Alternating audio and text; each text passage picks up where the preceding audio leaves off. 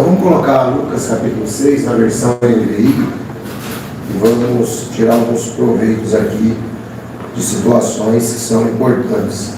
Os irmãos aqui dentro estão me ouvindo bem? Está todo mundo ouvindo bem? Amém. Tranquilo? Vou deixar a cara da minha desligada que eu não preciso de retorno. Certo sábado, enquanto Jesus passava pelas lavouras de cereal, seus discípulos começaram a colher e a debulhar espigas com as mãos, comendo grãos. Irmãos, eu gostaria que vocês prestassem bastante atenção nisso aqui, porque é o que eu sempre digo. Lembra que a Bíblia, ela não foi escrita com capítulos e versículos. Ela foi escrita corrida, direto.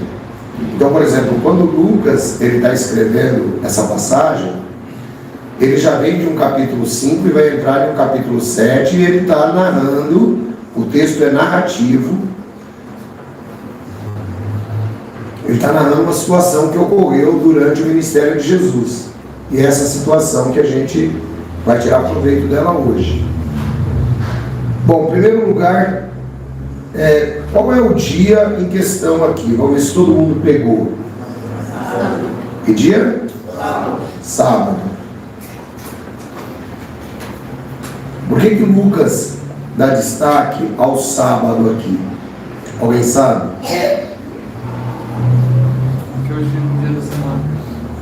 Porque era o dia em que se guardava perante a lei de Deus.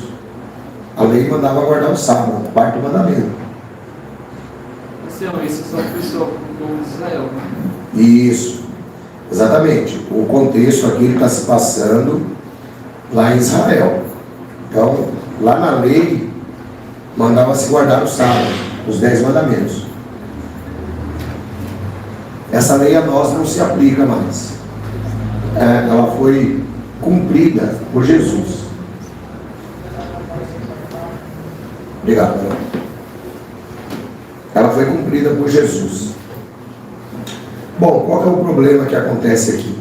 O problema é o seguinte: os discípulos de Jesus, eles ficam com fome e estão passando pelo meio da colheita de milho e eles começam a pegar o milho e a comer. Isso era, de alguma maneira, um trabalho. E sendo um trabalho, no sábado, na visão dos fariseus, eles estavam violando a lei. Alguns fariseus, versículo 2, perguntaram: por que vocês estão fazendo o que não é permitido no sábado? Então, irmãos, aqui eu quero que vocês parem e raciocinem junto comigo. Tem coisas que a gente pensa que está errado e está certo. E tem coisas que a gente pensa que está certo e está errado. Já dizia o João Epifânio. Às vezes você pensa que está certo, mas está errado. Isso aí é uma verdade que ele falava. Estava certo ou estava errado, colheu as espigas do sábado, de acordo com a lei. Estava errado. Mas os discípulos estão andando com Jesus e foram lá e foram comer as espigas. Os fariseus, que eram os guardiões da lei, disseram: olha, seus discípulos estão fazendo um negócio aí que está errado mediante a lei. Porque a ideia dos fariseus, irmãos, era assim: sempre era tentar pegar Jesus em contradição. Só, seus discípulos estão fazendo algo errado. Aí Jesus, como tinha resposta para tudo, ele diz assim, versículo 3: vocês nunca leram o que fez Davi quando ele e seus companheiros estavam com fome? Ele entrou na casa de Deus e, tomando os pães da presença, comeu o que apenas aos sacerdotes era permitido comer, e deu também aos seus companheiros. Então lhes disse: o Filho do Homem é Senhor do sábado. Vejam só que interessante, irmãos. Aqui a gente precisa entender o espírito da letra. É isso que muita gente ainda não compreendeu no sistema religioso e continua sem compreender. O espírito. é a intenção da lei, é a intenção da palavra. Não é a palavra em si, é a intenção que ela traz. Nós precisamos aprender a discernir isso. E vocês vão entender porque o capítulo inteiro, Jesus ele vai trabalhar essa questão da intenção, né? E ele vai mostrar para esses fariseus como eles estavam errados na sua intenção. Ele fala o caso de Davi, o que aconteceu lá no livro de 1 de Samuel, no capítulo 21, versículo 6, lá fala que Davi entrou de fato, sim, lá foi falar com o sacerdote, os homens dele estavam com fome, e ali haviam 12 pães que ficavam ali, né, como oferenda a Yahvé. E o sacerdote tira aqueles pães, põe pães novos, só que somente o sacerdote podia comer aquele pão, porque o pão era consagrado. Então o sacerdote foi e deu os pães para Davi comer. O sacerdote fez certo ou fez errado?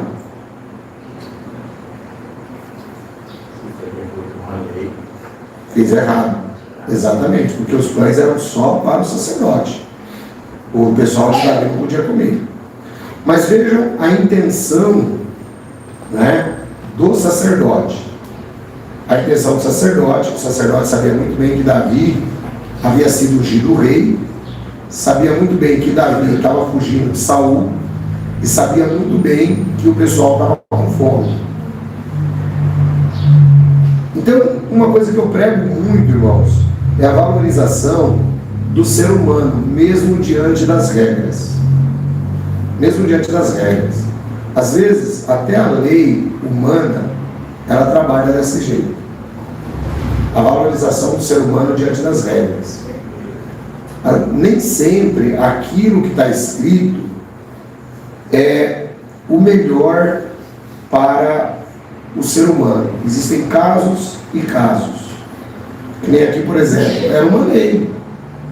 Mas o sacerdote tinha a comida dele garantida por conta dos dízimos.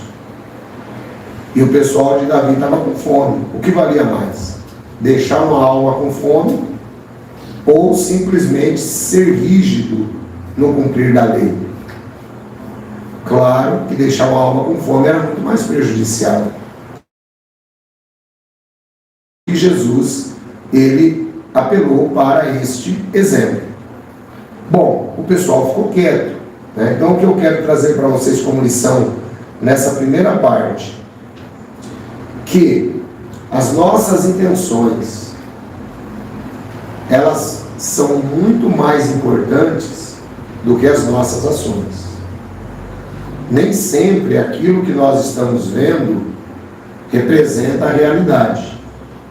Pode apenas ser uma ilusão. Por exemplo, eu estou vendo cada um de vocês aqui e eu não sei quais são os problemas que vocês têm. Eu não sei o que vocês estão pensando. Assim como acontece também com os irmãos do outro lado da internet.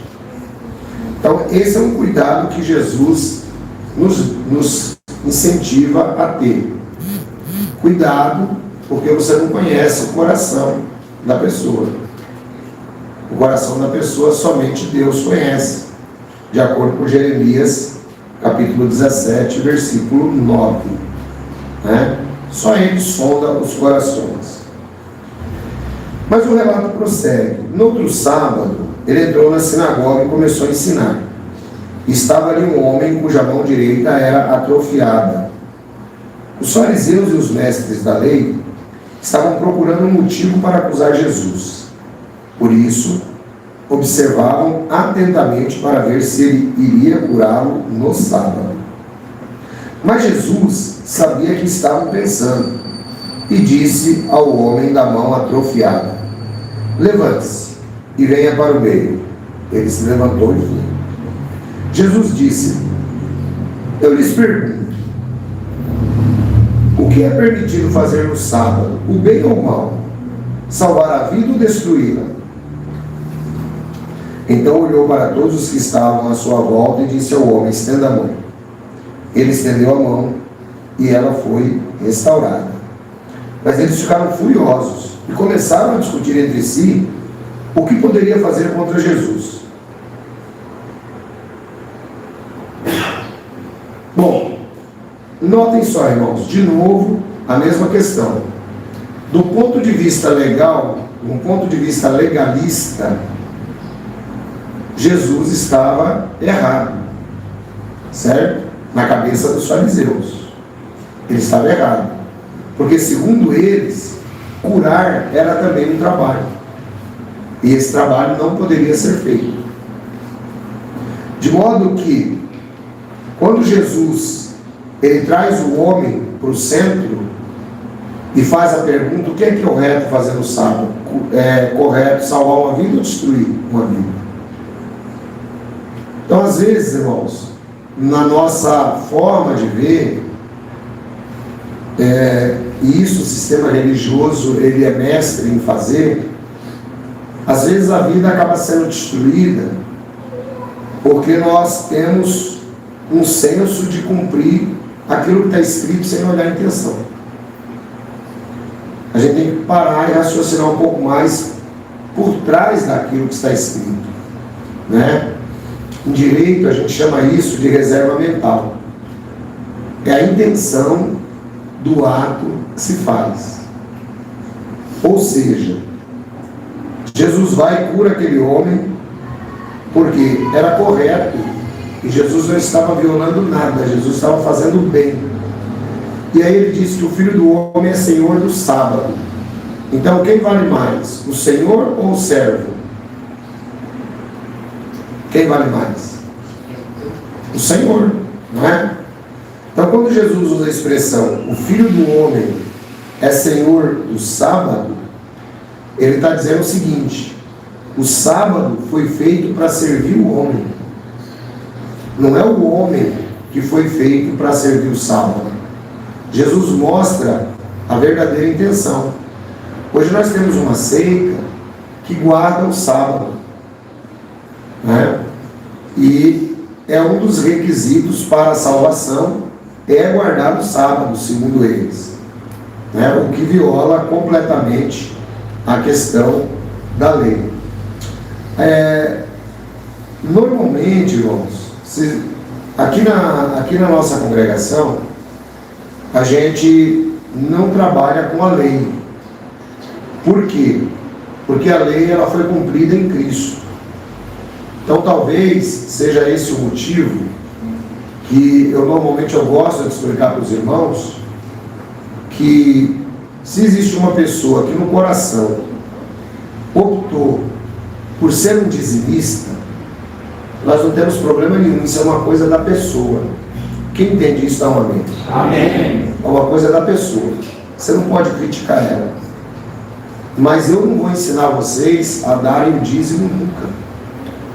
Porque se eu ensinar vocês que o dízimo deve ser dado, eu estou colocando vocês debaixo de maldição. Quem sabia disso aí? Porque a Bíblia diz que maldito todo aquele que persiste nas obras da lei, a fim de fazer. E o dízimo é uma obra da lei. Assim como guardar o sábado é uma obra da lei. A lei, na cabeça de Jesus, que é exatamente o que Jesus ele ensina, ela não tinha divisão. Uma divisão moral, e uma divisão cerimonial, e uma divisão alimentar, como hoje o pessoal quer fazer. A lei na cabeça de Jesus era uma só. Eram 613 leis. Então Jesus ele conhecia todas elas, até porque foi ele o planejador da lei. E aí o que acontece? Ele diz assim: o sábado foi feito para servir o homem, não o homem para servir o sábado. Com isso, os fariseus ficam muito irritados e eles querem ainda mais um motivo para poder matar Jesus. E às vezes, irmãos, se a gente não tomar cuidado, a gente acaba matando outros por causa da nossa justiça, por causa do nosso legalismo, né?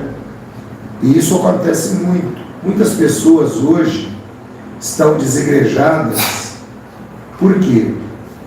Simplesmente porque eles encontraram apenas legalismo, encontraram julgamentos, né? O acolhimento cristão deveria servir para as pessoas se sentirem à vontade, para as pessoas poderem ter, né, um local onde elas possam confiar nas pessoas que ali estão. Esse deveria ser um acolhimento cristão. Mas inventaram muita coisa e acabaram, né, isso até eu classifico como uma tática de Satanás, afastando mais as pessoas de Deus do que trazendo as pessoas para Deus. Eu, como trabalho aí com o pessoal de seitas, eu vejo a dificuldade que é trazer uma pessoa de seita para Jesus. É difícil, irmãos, é difícil. Por quê? Porque a pessoa, ela está tão machucada às vezes com aquilo que aconteceu lá dentro da seita, que ela simplesmente não consegue mais abrir a mente para entender que Jesus é diferente da religião. Mesmo pessoas que outrora foram evangélicos ou coisa parecida. E a gente prossegue no versículo 13, né? Ao amanhecer, chamou seus discípulos, escolheu 12 deles, a quem também designou como apóstolos. Simão, a quem deu o nome de Pedro, e seu irmão André, Tiago, João, Filipe, Bartolomeu, Mateus, Tomé, Tiago, filho de Alfeu, Simão, chamado Zelote, Judas, filho de Tiago, e Judas Iscariotes, que veio a ser o traidor. Jesus desceu com eles e parou num lugar plano, e estava ali muitos dos seus discípulos, imensa multidão procedente de toda a Judéia e de Jerusalém e do litoral de Tiro e Sidom, o qual vieram para ouvi-lo e serem curados de suas doenças. Os que eram perturbados por espíritos imundos ficaram curados, e todos procuravam tocar nele, porque dele saía poder, que curava a todos. Olhando para os seus discípulos, ele disse: bem-aventurados os pobres, pois a vocês pertence o reino do céu. Aqui a gente vai trabalhar depois, que é um resuminho do Sermão do Monte que ele faz. Bom, Jesus escolhe os 12 discípulos, aí esses ele designa como apóstolos, né? A palavra apóstolo significa enviados. Os 12 apóstolos, eu já preguei, né, sobre a morte dos 12 apóstolos, cada um deles vai para um canto depois, fica em Jerusalém ali apenas Tiago e Pedro. O restante dos apóstolos vão pregar o evangelho pelo mundo, eles são de fato enviados, né? Tomé e Mateus vão para a região da Índia, né? João vai para a região da Ásia Menor, e os outros apóstolos, eles também se espalham. Existe a possibilidade, irmãos, desses apóstolos nunca mais terem se encontrado. Nunca mais. Depois que Jesus Cristo morreu, foi embora e derramou o Espírito Santo. Porque agora o objetivo desses apóstolos, como enviados, era pregar o Evangelho em toda a terra habitada. Por isso que eles foram chamados de apóstolos. Vejam que quando ele desceu, haviam também os discípulos. E aqui está uma coisa muito legal da gente entender, que é uma coisa que eu sempre prego. Esses apóstolos, eles tiveram, depois da descida do Espírito Santo, eles tiveram uma bênção apostólica para pregar o Evangelho com destemor em qualquer lugar que eles fossem. Eles estavam sozinhos para pregar o Evangelho. Então você imagine Tomé, por exemplo, chegando lá na Índia, né?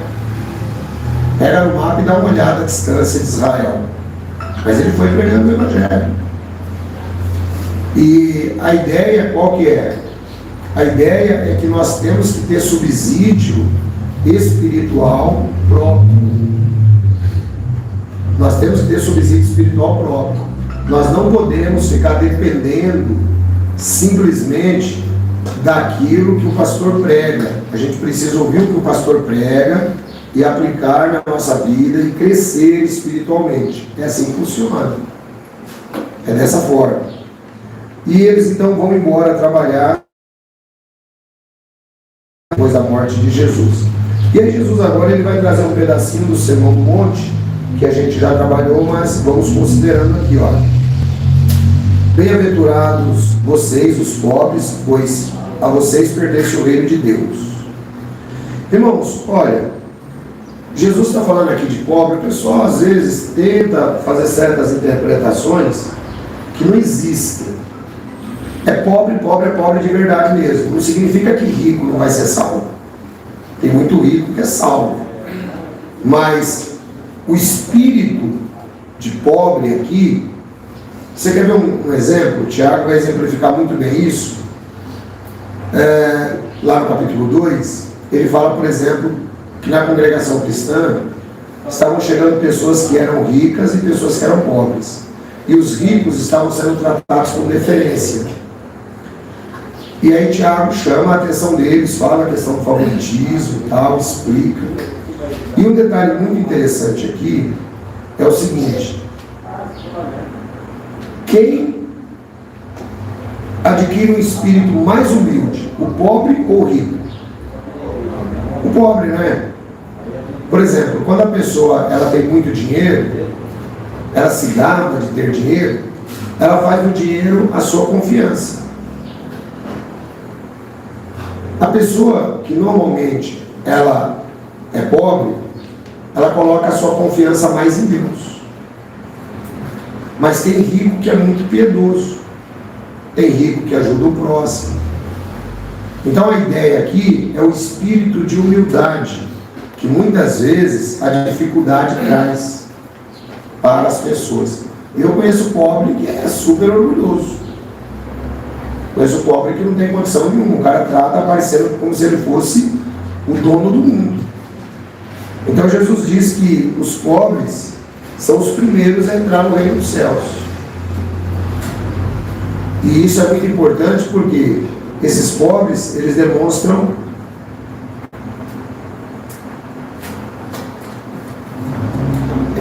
uma das qualidades que Deus mais aprecia, que é a humildade, né? Isso é muito importante.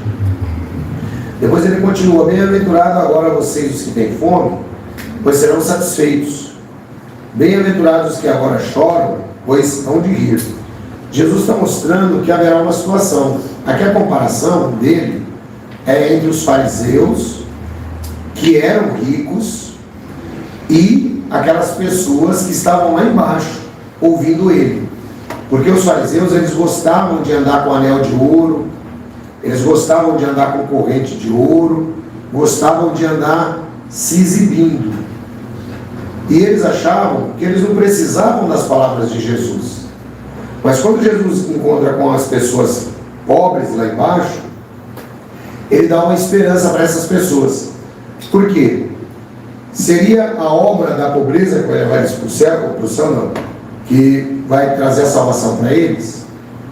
Seria essa a obra? Não. Seria a obra de ter fome que iria fazer com que eles fossem salvos? Não. Mas a condição deles seria o caminho mais fácil para que eles aceitassem Jesus Cristo como Senhor e Salvador. Essa é a ideia. Aí ele diz assim: bem-aventurados serão vocês quando odiarem, expulsarem, insultarem, eliminarem o nome de vocês como sendo mal por causa do Filho do Homem. Regozijem-se nesse dia, saltem de alegria, porque grande é a recompensa de vocês no céu, pois assim os antepassados deles trataram os profetas. Então, meu irmão, veja só, às vezes a gente fica meio chateado, a gente fica triste quando alguém questiona o fato de você ser um seguidor de Jesus. Às vezes faz chacota, né? Ah, você é crente, rapaz, né? Quem já passou por isso aqui? Levanta a mão aí. Um monte de gente, né? Ah, porque você é crente, que é isso? Está por fora esse negócio. Ah, você está seguindo o homem? Que é isso? Para. Então Jesus diz assim: olha, bem-aventurado quando eles odiarem vocês. Você não vai odiar ninguém, irmão. Crente não pode odiar ninguém, cristão não pode odiar ninguém. Mas nós somos odiados. Nós somos odiados. Vai chegar um momento em que nós seremos perseguidos. Seremos perseguidos. Então vai chegar esse momento, sabe? E quando esse momento chegar, nós temos que estar preparados. Aí ele diz assim: mas ai de vocês ricos, estou no 24, ai de vocês ricos, pois já receberam a sua consolação. Ai de vocês que agora têm fartura, porque passaram fome. Ai de vocês que agora riem, pois haverão de se lamentar e chorar. Ai de vocês quando todos falam bem de vocês, pois assim os antepassados deles trataram os falsos profetas. Vejam só, irmãos, Jesus diz aqui algo que nós precisamos levar a sério.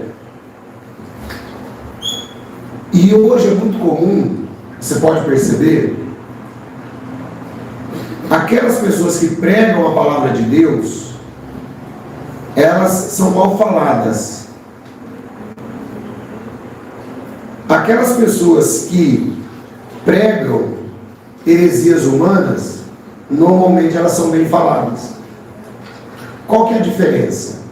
A diferença é que tais heresias, elas fazem bem aos ouvidos, são cócegas nos ouvidos. Então as pessoas acabam ficando felizes com isso. Mas Jesus Cristo disse que esses são os falsos profetas. Aqueles que falam a verdade, esses têm problemas. Vejam, por exemplo, irmãos, que nós estamos vivendo hoje em um mundo que não está dando para falar a verdade mais. Não sei se vocês já perceberam. Antes, a gente pregava com mais liberdade. Agora está difícil até para pregar. Agora, quem pregar a Bíblia de verdade vai ficar para trás. Mas mesmo pregando a Bíblia de verdade, tem coisas que a gente não pode falar.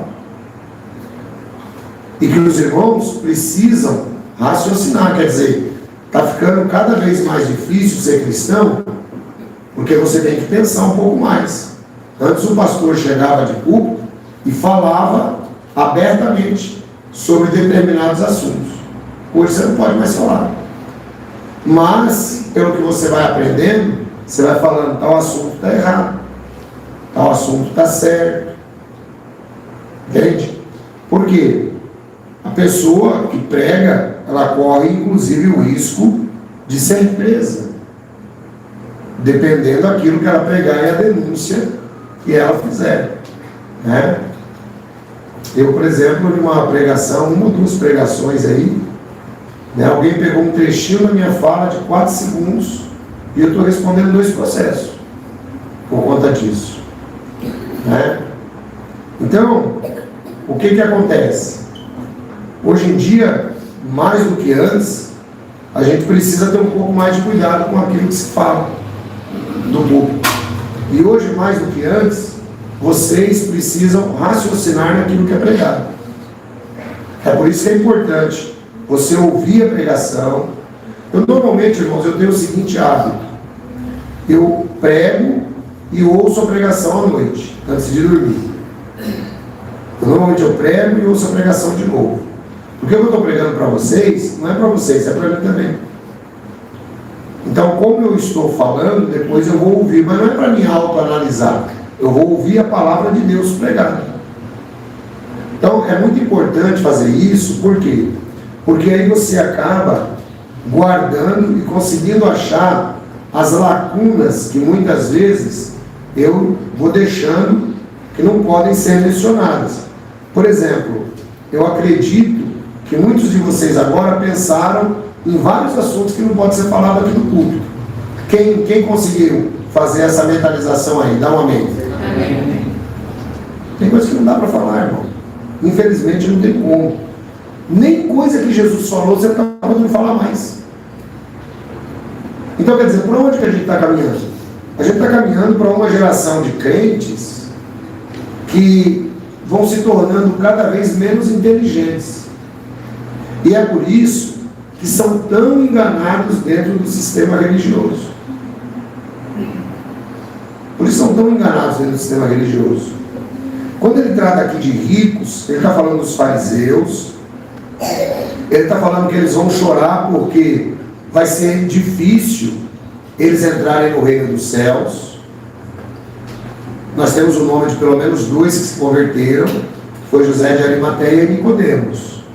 Mas o restante, a gente não vê nenhum nome específico na Bíblia. E aí ele diz assim, que eles vão passar fome, né, em sentido espiritual, vão se lamentar e também vão chorar. Né? E aqui é o que eu falei para vocês no começo. A Bíblia, ela é escrita numa sequência. É por isso que eu não gosto quando alguém pega um versículo da Bíblia e quer fazer interpretação. Aqui na Bíblia está escrito tal coisa. E é por isso que eu não prego o versículo. Porque aquele versículo, ele não representa o contexto da história. Ele não representa a passagem. Ele não representa o momento. Ele não representa aquilo que alguém está pregando. Então, cuidado que você sempre tem que ter. Um dia desse, eu estava aqui dando uma olhada na internet, e como eu sempre vejo vários vídeos, apareceu um vídeo assim, por que Jesus escreveu no chão? Lá de Mateus 8, de João 8. Por que Jesus escreveu no chão? Alguém sabe por que Jesus escreveu no chão? Nem eu. Você vê, se eu não sei, irmão, é porque a Bíblia não diz. Mas como é que o cara conseguiu desenvolver uma pregação de não sei o que Jesus escreveu no chão? Como é que ele conseguiu descobrir? Então você percebe? Pega um texto isolado da Bíblia, desenvolve um monte de besteira, e um monte de gente fala assim, agora eu entendi, puxa vida, nunca tinha ouvido ninguém pregar isso. Ele não se dá conta que ele nunca ouviu, porque nunca existiu. Aquilo é mais uma besteira sendo falada. Quem está entendendo o que eu estou falando? Amém.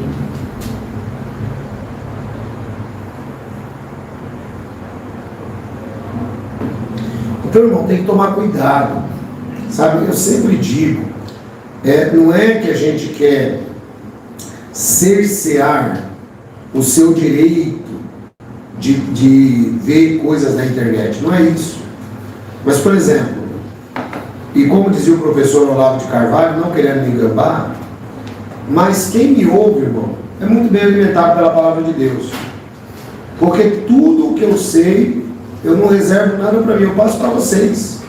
E tudo que eu sei é o que eu estudei. Então, a gente precisa tomar cuidado. Outro dia, mesma coisa. O cara foi explicar por que Jesus chorou. O cara ficou 50 minutos por que Jesus chorou. Jesus chorou 2 vezes, pelo menos na Bíblia, né? Um dia ele chorou quando Lázaro morreu, e ele chorou um dia quando ele subiu, que viu Jerusalém de cima, e sabia que Jerusalém ia ser destruída. O cara vai levar mais de 50 minutos para explicar por que Jesus chorou. Agora eu falo para você, não dá para perder tempo, irmão, com as besteiras dessas? Sabe? Não tem como perder tempo com as besteiras dessas. Então a gente precisa tomar um pouco de cuidado, a gente precisa ser um pouco mais seletivo com aquilo que a gente ouve, com aquilo que a gente assiste. Irmãos, eu vou dizer uma coisa para vocês, minha mãe, na sua sabedoria do rei Salomão, coitada, até olhem por ela, aquela carinha quebrou o fêmur, e eu fiquei sabendo esses dias. Mas minha mãe, na sabedoria do rei Salomão dela, ela sempre dizia que cada um corre atrás dos seus próprios interesses. E, irmãos, eu queria passar essa regra para vocês. Queria passar essa regra para vocês no sentido religioso, para você ser um pouco mais seletivo com as coisas que você vê. Por exemplo, aquele cara que está pregando, ele está pregando por quê? Qual qual que é a motivação dele? É levar o evangelho de verdade? Muitas vezes ele está transmitindo de um local igual eu estou transmitindo aqui. Às vezes tem ali 10 mil pessoas, 5 mil pessoas. Qual que é a intenção dele? É pregar o evangelho? Sabe por quê, irmãos? Eu fico assim meio chateado com algumas situações. Por exemplo, vamos imaginar que o nosso prédio fosse próprio. Vamos imaginar que o nosso prédio fosse próprio. Você acha que a Natália precisaria ficar falando lá no grupo sobre contribuições? Os irmãos acham que precisaria? Sabe como é que eu ia fazer se o nosso prédio fosse próprio? Que é o que toda igreja deveria fazer, que tem prédio próprio. Deveria chegar, pegar conta de luz, conta de água, conta de internet e falar, irmãos, ó, nossas contas esse mês deu R$500. Preciso R$500 até o final do mês para pagar. Tá bom. Simples assim. Você tem prédio próprio. Irmãos, ó, chegou o IPTU, precisa ser pago. Quem concorda comigo? Deveria ser assim, não é? Agora você pega uma igreja com prédio próprio, com mais de 5 mil pessoas, dando dízimo. Para onde vai esse dinheiro, irmãos? Amaldiçoando o povo. Porque quem cobra dízimo está debaixo de maldição. E quem paga dízimo também, por imposição da igreja, está debaixo de maldição. Quem entendeu isso? Amém. Porque todo aquele que persiste nas obras da lei está debaixo de maldição. É aí que está o negócio. Então a gente precisa raciocinar muito bem o assunto. Aí Jesus continua dizendo assim, ó. Ele continua pegando esse pedacinho do Sermão do Monte. Mas eu digo a vocês que estão me ouvindo: amem seus inimigos e façam o bem aos que os odeiam. Aqui, irmãos, tem uma coisa legal. A lei de Moisés, ela nunca mandou odiar os inimigos. Jesus diz assim: ouviste o que vos disse, amem os seus amigos e odiai os seus inimigos. Esse ouviste o que vos disse não era a lei que estava mandando odiar. Na verdade, essa era uma concepção dos fariseus. Tanto é que Lucas, ele traz uma tradução mais legal nesse sentido aqui. Por isso que eu peguei Lucas e não peguei Mateus. Ele diz assim, ó: amem os seus inimigos e façam o bem aos que os odeiam. Então é aqui que eu digo que o Evangelho, ele é difícil e muitas vezes a gente luta contra ele e ele luta contra nós. Vejam, é fácil, irmão, amar o inimigo. Sabe aquele vizinho chato? Quem tem vizinho chato? Dá um amém. Amém. Quase todo mundo tem vizinho chato. Tem vizinho que é terrível. Isso é. Tem vizinho que só sabe cuidar da vida dos outros. Pelo amor de Jesus Cristo. Tem vizinho que é chato demais. Pois é. Mas Jesus falou que você ama ele. Eu falo para vocês, é fácil? Não é fácil. Mas Jesus falou que tem que amar. Tá vendo? Ou seja, dá um café para mim, Varão, por favor. O que acontece? É difícil amar o inimigo. Porque quando você começa a pensar no que aquele lazarento está fazendo para você, você fala assim, pô, como é que eu vou amar esse cara? Ele fala, não, tem que amar. Amar aqui não significa que você tem que ficar indo lá na casa dele, levando flores para ele. Significa que você não pode guardar mágoa dele no coração. Entendeu? Você não pode guardar mágoa dele no coração. Ele é chato. Tem vizinho chato também, fofinho? Tem? Então, não pode guardar mágoa no coração. É isso que Jesus está mostrando. Não é?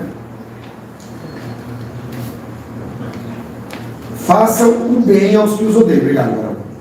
Façam o bem aos que os odeiam. Ou seja, o que quer dizer isso, irmãos? Quer dizer que Se tem alguém que te faz o mal, você ainda assim tem que fazer o bem para ele.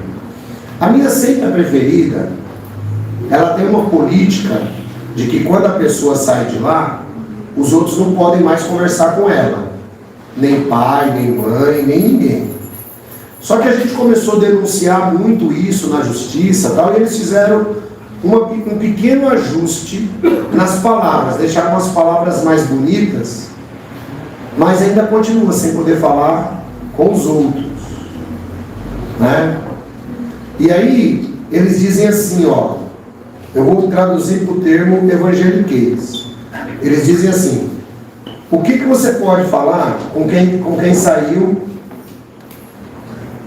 da nossa congregação? O que você pode falar? Eles dizem que você pode cumprimentar para chamar ele para vir na congregação, com poucas palavras. Fora dali não é para conversar mais nada. Ou seja, isso é apenas pro forma. Isso não é amar os inimigos. Amar os inimigos não importa o que a pessoa fez, irmãos. A gente precisa ter esse cuidado. E o cristianismo é exatamente isso. Minha mãe tem outro ditado que chama-se fazer o bem sem olhar para quem. Eu não sei de onde minha mãe tirou tanto ditado, mas ela tem um monte. Só vou escrever, ditar demais. E a gente cresceu ouvindo isso. Fazer o bem sem olhar para quem. Jesus fazia assim. Jesus não estava preocupado com a pessoa, quem era. Jesus não estava nem um pouco preocupado. Jesus, ele fazia o bem sem olhar para quem. E uma das coisas mais fantásticas, irmãos, que eu vejo em Jesus, é assim: ele podia ler corações. Ele tinha o dom de ler o coração, porque ele é Deus. Ele podia ler. Mas Jesus, irmão, ele não ficava. Porque eu imagino como Jesus ia ser um cidadão chato se ele fosse igual a gente. Eu imagino como Jesus ia ser chato. Quando eu digo igual a gente, no sentido que nós conseguíssemos ler o coração do outro. Você já pensou que rolo que ia dar no mundo, irmão? Né? Já pensou? Se você pudesse ler a mente e o coração das pessoas?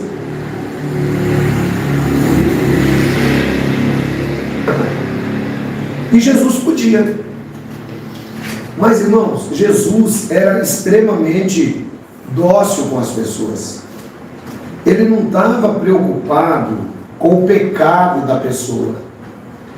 Ele estava preocupado com o pecador. Porque o pecado é uma doença. E o pecado tem cura. E a cura se chama Jesus. Então a cura estava diante da pessoa. Então Jesus não precisava fazer ele entrar goela abaixo para a pessoa. A presença dele era a própria cura. E aí ele continua. Por isso que ele fala: amem os seus inimigos, façam bem aos que os odeiam, abençoe. Se alguém lhe bater numa face, ofereça também a outra. Se alguém lhe tirar a capa, não impeça de tirar-lhe a túnica. Dê a todo o que lhe pedir.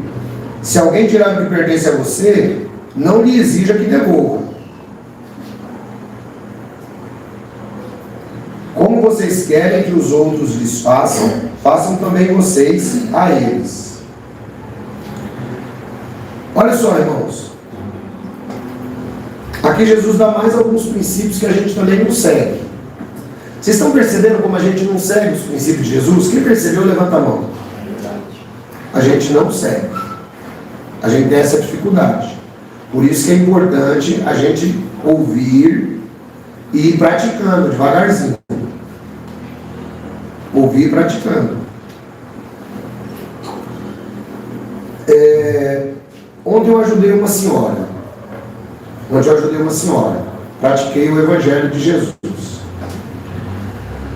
Eu ia passando numa rua E essa rua era uma rua meio escura. E eu estava a pé. E essa senhora estava vacilando, falando no celular. Estava vacilando, falando no celular.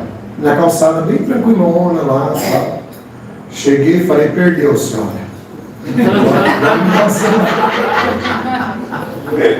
Ela falou, não acredito nisso. Eu falei, pode acreditar, é verdade, a senhora perdeu. Peguei o celular, fechei o celular. Moço, pelo amor de Deus. Eu falei, ó, isso aqui é para ajudar a senhora. Isso aqui não é lugar da senhora estar falando em celular, porque eu estou brincando, mas vai passar um ladrão e vai roubar a senhora. Ela pegou e foi embora. Agradeceu, inclusive, falou, moço, muito obrigado. Mas irmão, esse que é difícil, esse que é fácil. Então, eu ainda falei para ela, eu estou sendo educado, né? Eu educadamente. Agora Jesus, ele fala aqui algumas coisas, irmãos, ó. Amem os seus inimigos e façam bem aos que os odeiam. Se alguém bater numa face, ofereça também a outra. Se alguém lhe tirar a capa, não impeça que tire a túnica. O que Jesus está ensinando para a gente aqui, irmãos? Jesus está ensinando a não resistência. A não resistência. Agora você vê, na nossa situação, se alguém bater na nossa face, ele diz, dê a outra. Aí o pessoal fala assim, isso aí é simbólico. Não tem nada de simbólico, irmão. O grande problema é que tudo que afeta a gente quer que seja simbólico. Tudo que afeta a gente. Não, isso é simbólico. Tem nada simbólico. É verdade, é literal. O que Jesus está dizendo é assim, ó, o Faustino está dizendo que não gosta de levar desaforo para casa. Então, irmão, tem que mudar. Tem que mudar. Ninguém gosta de levar desaforo para casa. Porque você fica com tudo se mordendo depois por dentro, quando você leva desaforo para casa. Mas a gente tem que aprender a ser cristão. Né? Então, o que ele está dizendo é exatamente isso. Fuja da briga. Fuja da briga. Tem aquele velho ditado que diz que quando um não quer, dois não brigam. Se, por exemplo, uma pessoa deu um murro em você e você não esboçou reação, tem condições da briga continuar? Não. É o que Jesus está mostrando. O cristão precisa ser dessa maneira. A briga não continua. E às vezes, irmãos, a briga, ela vem também em respostas ásperas, que nós muitas vezes damos às pessoas. Né? Eu já por muito tempo, eu tenho adquirido um costume. E quase sempre eu procuro agir assim. Às vezes, quando o desaforo é muito grande, eu fico quieto.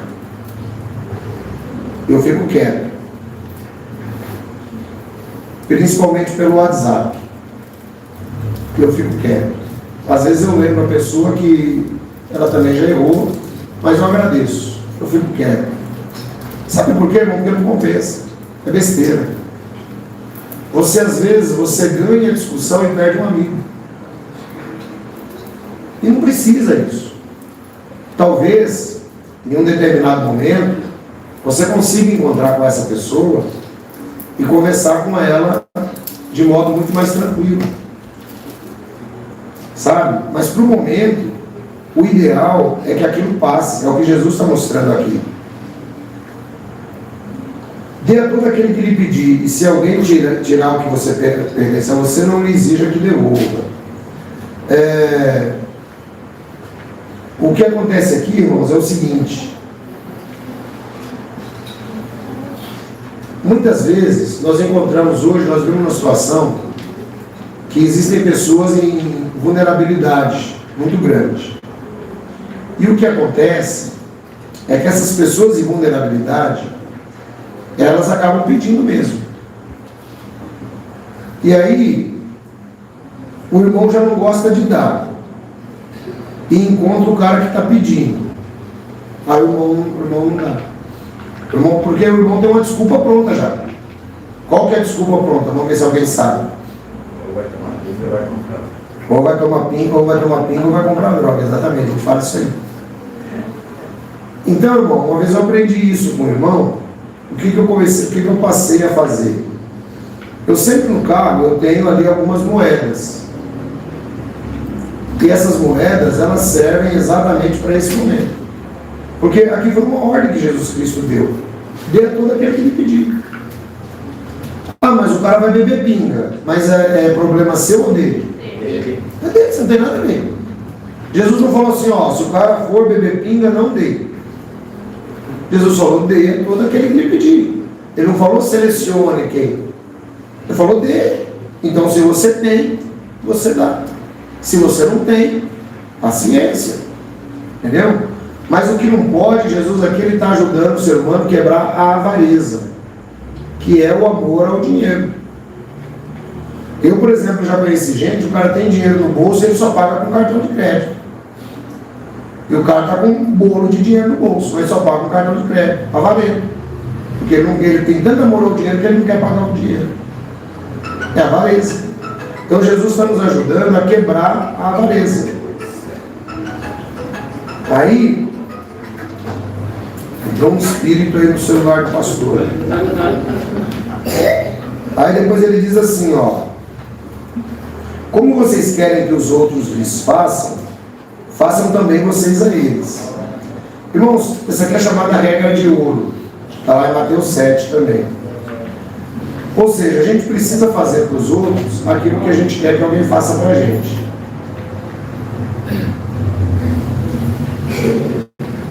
E isso em todos os sentidos.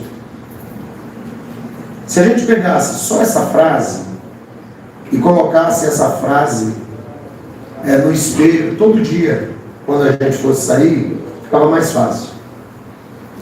O que é que eu quero que alguém faça para mim hoje? Eu quero bem. Então eu vou fazer o bem para alguém. Essa é a ideia. Quem gosta de responder uma resposta rude? Quem gosta de receber uma resposta rude de alguém aí? Levanta a mão. Quem gosta de ser maltratado? Ninguém. Por que você maltrata os outros? Por que você dá resposta rude para os outros? Você percebe? Os irmãos estão percebendo como ser cristão requer a prática do cristianismo? Os irmãos estão conseguindo compreender isso? Sim ou não? Sim ou não? Sim. Dois irmãos estão entendendo. Sim ou não? Sim. A prática do cristianismo. E você só vai praticar se você pensar. Se você raciocinar. Por exemplo, você sabe quem pode ser sua animosidade. Quem pode ser o seu problema. Você já viu aquela pessoa que se atende o telefone, já pensando na resposta? Já aconteceu com vocês? Você sabe que o cara vai te encher o saco. Aí você já vai com a resposta de 4 pedras na mão. Você gostaria de receber uma de 4 pedras na mão? Aí é que está o problema. É o que Jesus está ensinando, é alto e claro. Né? É alto e claro. Que mérito vocês terão se amarem aos que amam, aos que os amam? Até os pecadores amam os que os amam. Que mérito vocês terão se fizerem o bem àqueles que são bons para vocês? Até os pecadores fazem assim. E que mérito terão se emprestarem a pessoas que esperam devolução? Até os pecadores emprestam a pecadores, esperando receber devolução integral. Vejam, Jesus nos mostra aqui 3 pontos. O que você quer que os outros façam para você, faça para eles. Esse é o ponto. O segundo ponto é: que mérito vocês terão de amar somente aqueles que amam vocês? Ou seja, irmãos, nós não podemos ter divisão. de raça, de cor, de religião, de gênero, nada disso. Cada um tem a sua vida. Agora, por exemplo, você não pode, como cristão, fazer divisão no coração das pessoas. É aqui que está o negócio de Jesus. Jesus não fazia divisão de ninguém. Ele andava com as prostitutas, ele andava com os cobradores de impostos, ele andava com pessoas de outras nações, que eram desconsideradas pelos judeus, mas ele não fazia acepção de pessoas. Porque se for para a gente trabalhar só com os irmãos que são crentes, é fácil, irmão. É fácil. Qualquer grupo faz isso. E Jesus está falando, os cristãos têm que ser diferentes. Você não pode fazer acepção de pessoas, você tem que ajudar. Você não pode ficar achando que porque o camarada não é crente, você não tem responsabilidade para com ele. Não. Muito pelo contrário. Você tem que ser diferente, porque Jesus fala, até os pecadores fazem isso. Ou seja, fazer o que qualquer um faz é muito fácil. Né? Fazer o que qualquer um faz é muito fácil. O irmão fala assim, se eu andar no meio dos ímpios, não é fácil eu ser corrompido por ele? Então, é uma questão de caráter. O caráter de Jesus nunca mudou porque ele andava com as prostitutas. E não tem um relato que ele se deitou com alguma, mas ele andava com um monte atrás dele. Então é uma questão de caráter. Quem tem caráter não se corrompe. Por que nós temos problemas com políticos no país? O problema não é a corrupção, o problema é o caráter. É a falta de caráter. Entendeu? Esse é o nosso grande problema. E aí ele diz, amem, porém, os seus inimigos, façam-lhe o bem, emprestem sem esperar receber nada de volta. Então a recompensa que terão será grande, e vocês serão filhos do Altíssimo, porque ele é bondoso para com os ingratos e maus. Vejam só que interessante. Ame os seus inimigos. Se você pode emprestar para alguém, empreste, mas não fique esperando receber. Embora ele vai dizer que vai te pagar, mas você sabe que ele não vai pagar. Você sabe que ele não vai pagar. Mas empreste. Se você tem para emprestar, não vai te fazer falta, empreste. Aí ele diz, então a recompensa de vocês vai ser grande. Vocês se tornarão filhos do Altíssimo, porque ele é bondoso para com os ingratos e maus. Muitas vezes, irmãos, uma das coisas que nós podemos esperar do ser humano é ingratidão. É ingratidão. Às vezes você pode fazer o bem para a pessoa a vida inteira. Se você fizer um ato que a pessoa não gosta, tudo aquilo que você fez na vida dela cai por terra. Isso se chama ingratidão. Ou seja, é tão mais simples pesar aquela falha do que colocar na balança tudo de bom que foi feito na vida. Isso se chama ingratidão.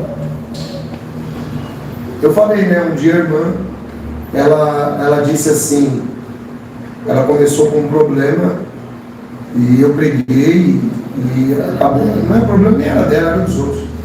E aí acabou envolvendo lá o amigo dela na igreja.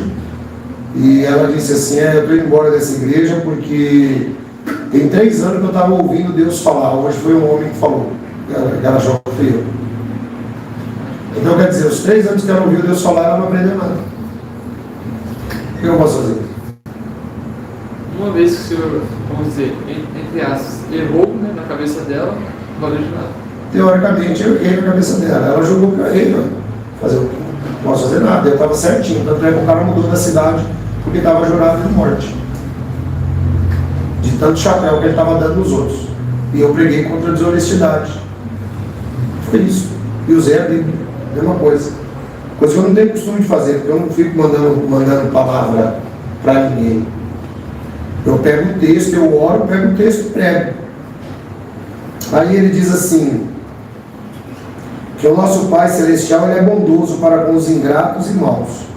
Então, mesmo que a pessoa lhe fizer uma ingratidão, continue sendo bondosa para ela. Sabe?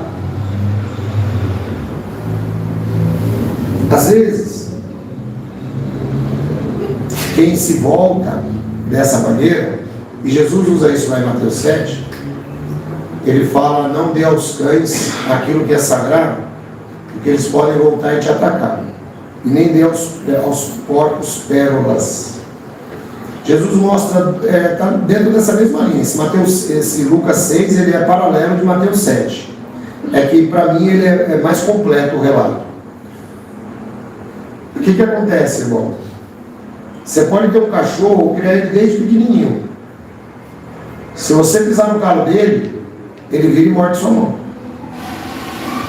É instinto. E o porco, se você der pérola para ele é indiferente. São duas atitudes de pessoas que ouvem o Evangelho. Alguns vivem com indiferença no Evangelho.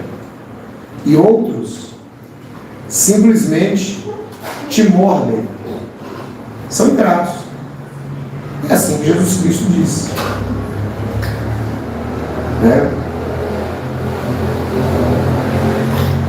A irmã Solange disse que na teoria é fácil, mas temos que fazer um esforço. Mas na teoria tudo é fácil. Eu prego a teoria. Eu sou obrigado a pregar a teoria. E tento praticar. Eu tento praticar. Né? Então estou ensinando vocês a teoria para vocês praticarem. Dizer que é fácil, eu acredito que eu já falei umas 3 ou 4 vezes aqui que ser cristão não é fácil. Porque isso aqui tudo não é fácil de fazer. É difícil mesmo. Mas se eu não ensinar você, você vai saber disso quando? Então precisa praticar, conforme eu disse, seguir até o professor Lauro de Carvalho. Aí ele diz, sejam misericordiosos, assim como o Pai de vocês é misericordioso. Ou seja, a gente tem que evitar a ingratidão e nós temos que usar de misericórdia. Às vezes tem coisas, irmãos, que não nos agradam, mas nós temos que ser misericordiosos. Porque a Bíblia diz, em Tiago, que a misericórdia, ela triunfa sobre o juízo. No cristianismo é assim. Lá fora do mundo, não. Lá fora do mundo, o juízo triunfa sobre qualquer coisa. Transitou em julgado, está julgado e pronto. Na congregação cristã, é diferente. A misericórdia triunfa sobre o juízo. Por quê? Porque Jesus Cristo disse assim, que se você for misericordioso, você vai ser tratado com misericórdia. Agora, se você não for misericordioso, você também vai receber um julgamento sem misericórdia. Se você for crente, você vai perder o seu galardão. Se você não for crente, você vai fazer o acerto no juízo final. Não tem problema. Mas o julgamento será feito, de uma forma ou de outra. Né? Então, o Pai de vocês é misericordioso. Você já parou para pensar, irmão? Se Deus, você imagina, Deus, na sua grandiosa sabedoria, você já parou para pensar se Deus fosse agir que nem a gente age? Quantas pessoas você acha que teria na face da Terra hoje? Ele pegou o planeta Marte, completamente desolado, com a sonda andando, procurando gente. Não ia ter gente. Então nós estamos de pé, graças à misericórdia de Deus. Estamos de pé, graças à misericórdia de Deus. E aí ele continua no 37. Não julguem os outros, e vocês não serão julgados. Não condenem e não serão condenados. Perdoem e serão perdoados. Deem e lhes será dado uma boa medida, calcada, sacudida, transbordante, será dada a vocês. Pois a medida que usarem também será usada para medir vocês. Irmãos, aqui tem um detalhe muito interessante, que também é outra coisa difícil. Só que essa daqui é muito importante a gente parar e pensar um pouco. Não julguem, e vocês não serão julgados. Qual é a definição de julgar aqui? O que é que Jesus está nos mostrando? Por que que Jesus condena tanto o julgamento? Quer ver por quê? É muito simples da gente entender. Jesus, ele conhece, por exemplo, o quadro total da nossa vida. Quem já me acompanha, já me ouviu pregar que diante de Deus, né? Quando eu falo Deus, eu estou incluindo a Santíssima Trindade, Pai, Filho e Espírito Santo. Diante de Deus, irmãos, o mundo não é uma bola. O mundo é uma bola para nós. Diante de Deus, o mundo é um tapetão. É aberto. Não tem começo, não tem meio e não tem fim. Ele é infinito. Ele é eterno. Então, por exemplo, no olhar de Deus, os mortos estão vivos. Tanto é que ele diz que vai trazê-los de volta à vida. Mas no olhar de Deus eles estão vivos. Para Deus não existe passado, presente e futuro. No olhar de Deus, nós estamos dentro de uma lacuna da história. Agora, eu pergunto para vocês, quando ele fala aqui sobre julgamento, ele é o único que conhece 100% o nosso coração. Ele é o único que conhece. Hoje em dia, que o homem ficou muito sabido, desde o iluminismo, desenvolveu-se a ideia, né, a ideia de que o homem ficou no centro e tal, e várias ciências foram se desenvolvendo ao ponto do homem fazer estudos da mente e tal, né, o que ajudou bastante no progresso humano, na psiquiatria, na psicologia. E às vezes algumas pessoas dizem, não, eu sei o que você está pensando, né? Talvez por causa de um comportamento, talvez por causa de um sentar, né? Eu, na faculdade, eu incomodo muito uma professora, porque normalmente eu sento e cruzo a perna. Eu sento e cruzo a perna. E às vezes quando ela está explicando, eu fico de braço cruzado. Mas sabe o que significa isso aqui na linguagem corporal? Um cara estudou e falou isso aí. Teve um cara que estudou e falou isso. Sabe o que significa? Perna cruzada e braço cruzado. Na cabeça do cara que estudou, que é um livro chamado O Corpo Fala, significa que eu estou fechado à informação. Que eu não estou querendo receber informação. A mulher ela falou isso aí para mim e eu fiquei quieto. Fiquei quieto porque eu fiquei imaginando a idiotice que ela falou. Porque se tinha uma coisa que eu estava fazendo, era prestando atenção. Então, é por isso que Jesus falou que você não pode julgar, porque você não sabe o que a pessoa está pensando. Você não conhece o quadro completo. Você não sabe quais são as condições daquela pessoa. Irmãos, olha, esse negócio é tão sério que se a gente compreendesse um pouco, existem julgamentos, principalmente nos Estados Unidos, que eles levam anos e anos e anos até o cara chegar na pena de morte. Sabia disso? E aqui no Brasil tem julgamentos que também levam anos e anos até o juiz bater o martelo e dar um veredito. Às vezes quando o juiz vai terminar de dar o veredito, o cara já está na hora de ser solto. Ele não foi nem preso ainda. Já está na hora de ser solto. Por quê? Porque não é fácil julgar. Você não sabe o que a pessoa tem no coração. Você não conhece o quadro completo. Nós só poderíamos fazer um julgamento de determinado assunto se nós tivéssemos o quadro completo. Do contrário, não. Eu fico imaginando, irmãos, o José. O José, a Bíblia diz que o José, ele quando ficou sabendo que Maria estava grávida, ele resolveu divorciar-se dela em silêncio, para não fazer exposição dela, né? Mas eu imagino se o Espírito Santo não tivesse aparecido para José e falado com ele. O plano de Deus ia acontecer do mesmo jeito. Jesus ia nascer, tudo bonitinho, Jesus ia crescer sem pai, ia ficar tudo tranquilo. Ou Maria ia casar com outro depois.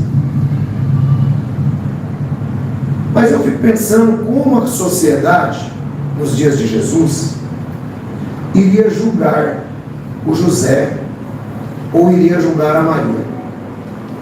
Principalmente a Maria seria mais julgada, porque ela ia ficar grávida, né? Ela seria mais julgada. E aí eu fico pensando, aquele era Jesus, mas as pessoas, por não conhecerem o quadro total, poderiam querer apedrejá-lo. E o José poderia sair como ruim na história ainda. Então nós precisamos conhecer o quadro total sem fazer julgamentos. Não tem como. É muito perigoso quando nós fazemos julgamentos sem conhecermos o resto da história.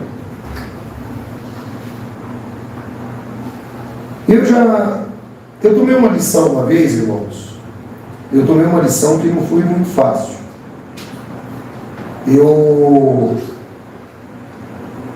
No início da vida pastoral, eu dava muito conselho. Hoje eu já não dou mais.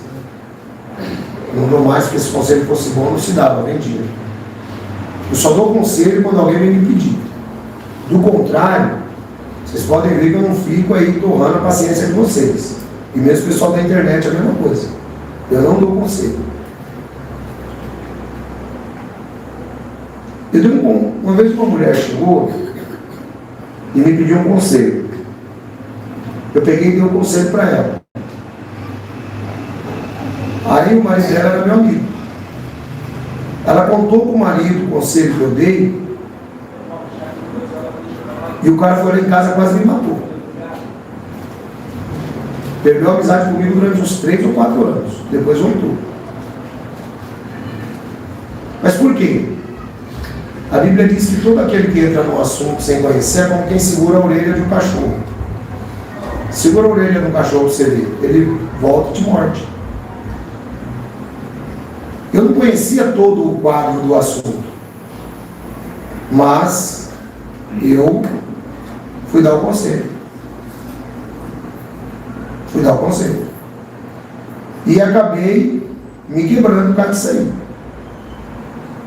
Entendeu? Foi uma situação muito desagradável que acabou gerando. Porque eu não conhecia. Se eu conhecesse o quadro total, se eu tivesse ouvido o marido, eu ouvi só a mulher e dei um conselho. Se eu tivesse ouvido o marido e as razões dele, eu não tinha dado conselho. Então, desse dia para cá, eu decidi assim, ó. Quando se trata de casal, se me pedir conselho, eu dou. Se não me pedir, irmão, pode esquecer. Não dou conselho. Porque eu não sei o quadro total. Eu não tenho condições de fazer aquele julgamento. Eu não sei o que está acontecendo. Eu não sei o que aconteceu. Então, por isso que Jesus falou, não façam julgamentos, não julguem. Não é? Porque com a mesma medida que você medir, você vai ser medido. E com o mesmo julgamento que você julgar, você vai ser julgado. Não condene. E você não será condenado.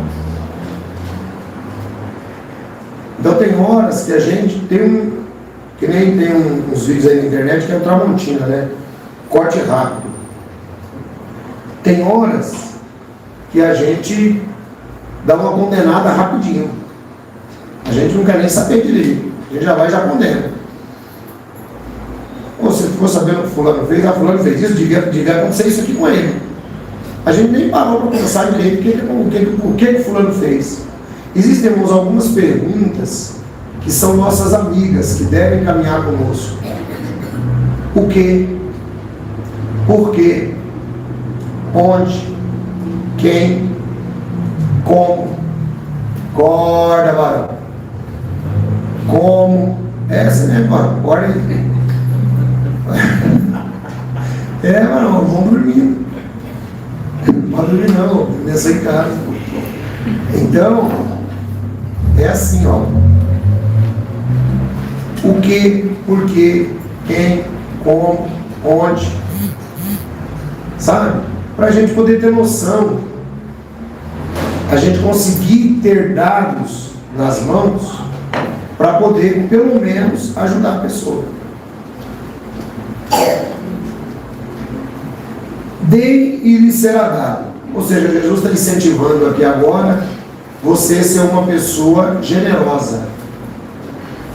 A pessoa generosa, irmãos, o mundo traz de volta para ela, mas não é porque o mundo te acha bonitinho, não. É porque essa é uma lei do universo. Se você é generoso, o mundo vai te trazer, o mundo vai te trazer generosidade. O mundo vai te trazer generosidade. Se você é uma pessoa que não é generosa, não espere generosidade dos outros. Entendeu? Então não espere generosidade de outra pessoa se você não é generoso. Esses dias eu estava conversando com um amigo sobre uma pessoa que nós conhecemos em comum, e assim, ele espera que o mundo inteiro seja generoso com ele. Ele acha que o mundo deve para ele. Já viu gente assim? Que acha que o mundo deve para ele ou para ela? Então, não. Se você quer receber a bênção, Deus disse para Abraão assim: seja tu primeiro uma bênção. Então primeiro você abençoa e depois você é abençoado. Não fique esperando ser abençoado se você não abençoa ninguém. Jesus fez também a seguinte comparação: pode um cego guiar outro cego? Não cairão os dois no buraco? O discípulo não está acima do seu mestre, mas todo aquele que for bem preparado será como seu mestre. Por que você repara o cisco que está no olho do seu irmão e não se dá conta da viga que está em seu próprio olho? Como você pode dizer a seu irmão: deixe-me tirar um cisco do seu olho, se você mesmo não consegue ver a viga que está no seu próprio olho? Hipócrita. Tire primeiro a viga do seu olho, e então você verá claramente para tirar o cisco do olho do seu irmão. Nenhuma árvore boa dá fruto ruim, nenhuma árvore ruim dá fruto bom. Toda árvore é reconhecida pelos seus frutos. Ninguém colhe figo de espinheiros e nem uvas de ervas daninhas.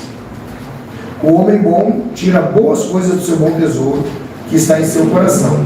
E o homem mau tira coisas más do mal que está em seu coração. Porque a sua boca fala que o coração está cheio. Por que vocês me chamam Senhor? Por que vocês me chamam Senhor, Senhor, e não fazem o que eu digo? Eu lhes mostrarei que se compara àquele que vem a mim e ouve as minhas palavras e as pratica. É como o homem que, ao construir uma casa, cavou fundo e colocou os alicerces na rocha. Quando veio a inundação, a torrente deu conta daquela casa, mas não conseguiu abalar, porque estava bem construída. Mas aquele que ouve as minhas palavras e não as pratica é como um homem que construiu uma casa sobre o chão, sem alicerce. No momento em que a torrente deu contra aquela casa, ela caiu e sua destruição foi aqui. Dizendo, irmãos, a necessidade de ouvirmos e praticarmos a palavra de Deus. Tem gente que muitas vezes está seguindo a Jesus há muito tempo. mas ela vive sempre cheia de problemas. Por quê? É porque o diabo ele fica me perseguindo, pastor. É porque o diabo ele não me dá sossego. É porque tudo isso é coisa do diabo. Não, irmão. Às vezes simplesmente você não está praticando o que Jesus ensinou. Praticar é como aquele homem que construiu a casa na rocha. Agora aquele que não pratica, só ouve, ele é como um homem que construiu a casa na areia.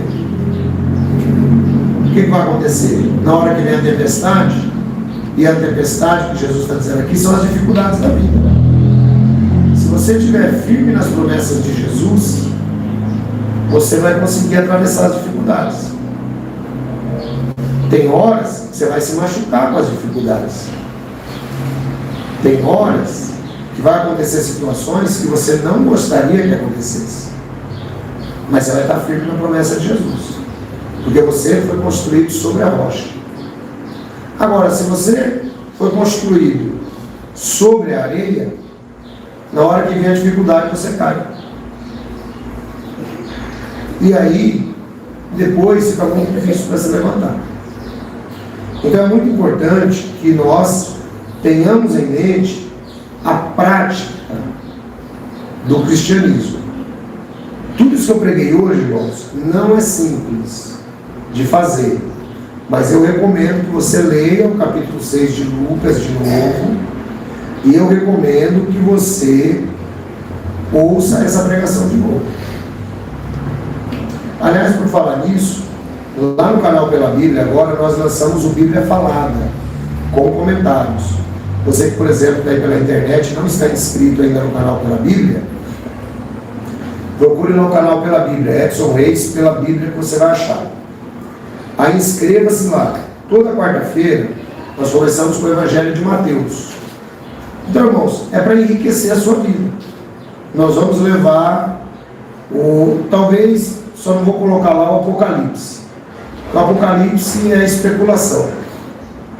Não tem explicação correta ainda do Apocalipse. A gente escreve, fala, lê, mas é mais difícil. Então também penso que não vamos colocar lá. Talvez só a leitura. Mas comentários não. O Guilherme falou que viu a estreia e gostou. Obrigado, Guilherme, Deus abençoe. Então, irmãos, toda quarta-feira, você que não tem o hábito de ler a Bíblia, ao deitar, vai lá no canal Pela Bíblia, ouve a Bíblia, deixa seu like lá, inscreve-se no canal, aperta o sininho, porque vai chegar lá sempre um vídeo novo, tá bom? Assim, ó, se tiver curiosidade no Apocalipse, é só ir lá na playlist do Tempo do Fim, que você explica direitinho. Então, mas mesmo eu explicando direitinho, é o melhor que dá pra gente fazer no Apocalipse. Porque, assim, dizer que é certeza, o Apocalipse ninguém tem ainda. Acredito que no final das contas Deus vai revelar. O pessoal está falando aqui do Bíblia Falada, que todo mundo gostou muito. Irmãos, Deus abençoe vocês.